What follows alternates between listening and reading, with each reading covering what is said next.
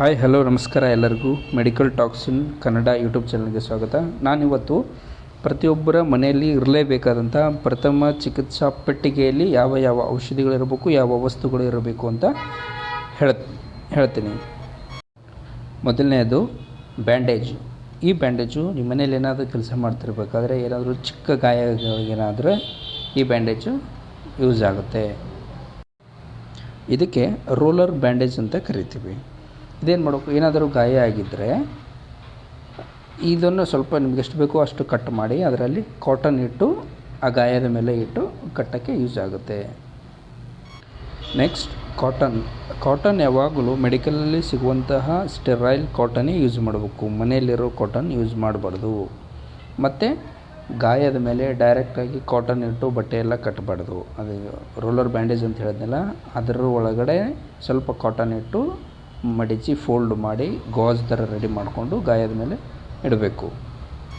Next antiseptic liquid, OTC over the counter ಸಿಗುವಂತಹ antiseptic liquids ಅಂತಂದರೆ ಕಾಮನಾಗಿ use ಮಾಡ್ತಿರೋದು Dettol. ಇದು ಎಲ್ಲರಿಗೂ ಗೊತ್ತಿರುತ್ತೆ. ಇದು ಡೆಟಾಲ್ ಪ್ರತಿಯೊಬ್ಬರ ಮನೆಯಲ್ಲೂ ಇರಬೇಕು. ಏನಾದರೂ ಗಾಯ ಆದಾಗೆ ಕಾಟನಿಂದ ಈ ಡೆಟಾಲ್ನ ಯೂಸ್ ಮಾಡಿ ಗಾಯವನ್ನು ಕ್ಲೀನ್ ಮಾಡೋಕ್ಕೆ ಬೇಕಾಗುತ್ತೆ.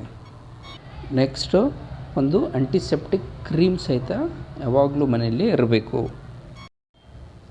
ಪೇನ್ ಕಿಲ್ಲರ್ ಜೆಲ್ ಅಥವಾ ಸ್ಪ್ರೇ. ಪೇನ್ ಕಿಲ್ಲರ್ ಜೆಲ್ ಅಂತಂದರೆ ಈಗ ರ್ಯಾಪಿಡ್ ಜೆಲ್ ಅಂತ ಬರುತ್ತೆ, ಅಂತೇಳಿ ಬರುತ್ತೆ. ಇನ್ನು ಟ್ಯಾಬ್ಲೆಟ್ಸ್ಗಳು ಯಾವ್ಯಾವ ಇರಬೇಕು ಅಂದರೆ ಪ್ರತಿಯೊಬ್ಬರ ಮನೆಯಲ್ಲಿ ಕಂಪಲ್ಸರಿ ಇರಬೇಕಾದಂಥ ಮಾತ್ರೆ ಪ್ಯಾರಾಸಿಟಮಲ್ 650 mg ಮತ್ತು ಮಕ್ಕಳಿಗೆ 500 mg ಇದೂ ಬರುತ್ತೆ. ಇನ್ನೂ ಚಿಕ್ಕ ಮಕ್ಕಳಿಗೆ ಸಿರಪಲ್ಲಿ 100 mg 250 mg ಇದೂ ಬರುತ್ತೆ. ಈ ಮಾತ್ರೆ ಜ್ವರ ಇದ್ದಾಗ, ತಲೆನೋವು, ಮೈಕೈ ನೋವು ಇದ್ದಾಗ ಸಹಿತ ತಗೋಬೋದು. ನೆಕ್ಸ್ಟು ಸಿಟ್ರಿಜಿನ್. ಇದು 5 mg 10 mg ಬರುತ್ತೆ. ಇವಕ್ಕೆ ಆಂಟಿಹಿಸ್ಟಮಿನ್ಸ್ ಅಂತ ಕರಿತೀವಿ. ಈ ಮಾತ್ರೆ ಯಾವಾಗ ಯೂಸ್ ಮಾಡಬೇಕು ಅಂದರೆ ಅಲರ್ಜಿ ಆದಾಗ, ತುಂಬ ಸೀನ್ಗಳು ಬರ್ತಾಯಿದ್ದು ಅಂತಂದರೆ, ಮತ್ತು ಏನಾದರೂ ಸ್ಕಿನ್ ಅಲರ್ಜಿ ಆಯಿತು, ಇಚ್ಚಿಂಗ್ ಆಗಿತ್ತು ಅಂತಂದರೆ ಈ ಮಾತ್ರೆ ತೊಗೋಬೋದು. ನೆಕ್ಸ್ಟು ಒಂಡಾನ್ಸೆಟ್ರನ್ 4 mg ಅಂತ ಬರುತ್ತೆ. ಇದು ವಾಂತಿಯನ್ನು ಕಡಿಮೆ ಮಾಡೋದಕ್ಕೆ ಯೂಸ್ ಮಾಡ್ತಾರೆ.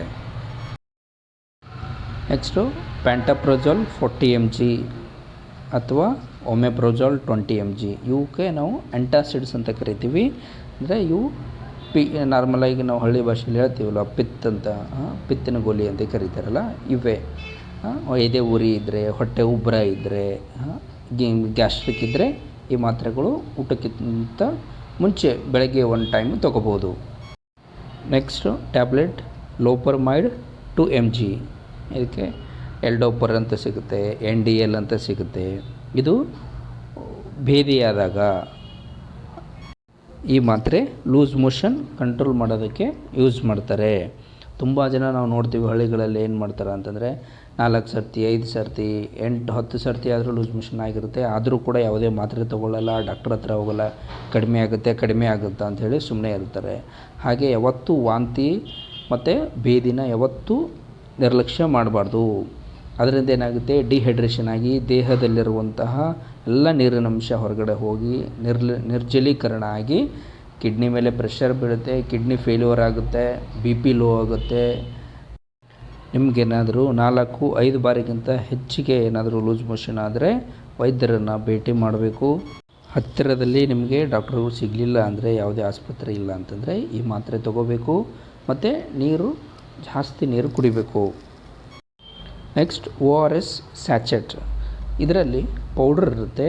ಈ ಪೌಡರು 1 ಲೀಟ್ರ್ ನೀರಿಗೆ, ಸಾರಿಸಿದ ನೀರಿಗೆ ಇದು ಒಂದು ದೊಡ್ಡ ಪ್ಯಾಕೆಟು ನೀರಲ್ಲಿ ಮಿಕ್ಸ್ ಮಾಡಿ ಕುಡಿಬೇಕು. ಇದು ಯಾವಾಗ ಕುಡಿಬೇಕು ಅಂದರೆ ಅದೇ ಡಿಹೈಡ್ರೇಷನ್ ಅಲ್ಲಿ ವಾಂತಿ ಮತ್ತು ಲೂಸ್ ಮೋಷನ್ ಏನಾದರೂ ಆಗ್ತಿದ್ರೆ ಈ ಪೌಡರು ನೀರಲ್ಲಿ ಕಲಸಿರತಕ್ಕಂಥ ನೀರನ್ನು ಕುಡಿಬೇಕು. ಇನ್ನು ಕೆಮ್ಮಿನ ಸಿರಪ್ಗಳು 2 ಟೈಪ್ ಇರ್ತವೆ. ಒಂದು ಒಣ ಕೆಮ್ಮಿಗೆ, ಇನ್ನೊಂದು ಕಫ ಆಗಿದ್ದರೆ.